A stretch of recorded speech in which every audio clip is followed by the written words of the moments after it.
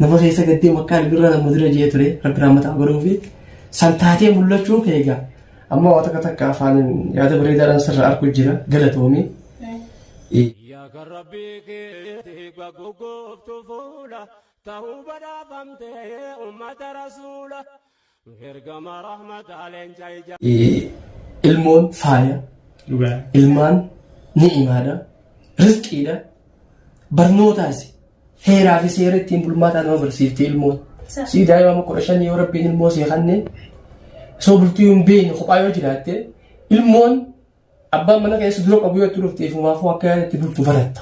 Akkasuma sana. Dhugumatti. Saniifuu waa hedduu waan booda ishee nama teessu isilaayin gaafa san waan jechuu teessu. Soo booda walitti hin buun ammaan kan sirritti adda nuu baase hordoftoonni hedduunis akkasi jaalatan abdiidhaan qaba. Bareedumminni keessas maashaallah bareedumminna gubbaatiin keessa rabbi siyaasa jechuudha. Du'aayin nuti godhachuu qabnu bareedumminna keessaati.